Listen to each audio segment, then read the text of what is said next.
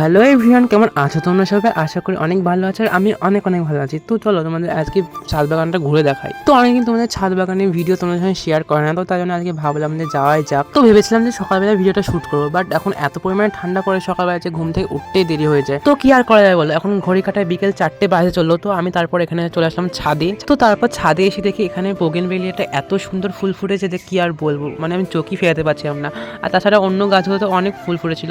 আর তোমরা কি দেখতে পাচ্ছ এখানে অন্যরকম দুটো বোগেনভেলিয়া আমি গাছ নিয়েছি। আর তোমরা যে বোগেনভেলিয়া দুটো দেখছো ওটা হচ্ছে কালার হচ্ছে একটা পিঙ্ক হবে আর একটা রেড সামথিং কিছু। আর এইদিকে দেখো আমি 3-4 বছর আগে লাগিয়েছিলাম যে গোলাপ গাছটা এত পরিমাণে ফুল হয় তাই জন্য রেখে দিয়েছি। তোমরা এখানে তাছাড়া অনেক ধরনের গাছ দেখতে পাচ্ছ, যেমন স্ট্রবেরি দেখো লাইন দেওয়া আছে, মানে আগের বছর যেহেতু প্রচুর ফলন হয়েছে তাই জন্য এবারও আমি রেখে দিয়েছি। আর এইদিকে তোমরা কি একটা জিনিস লক্ষ্য করেছো, স্ট্রবেরির কাছে ফুল ধরে গেছে অলরেডি, তার মানে কদিনের মধ্যে ফল ধরে যাবে। আর সেই ভিডিও তোমরা অবশ্যই দেখতে পাবে।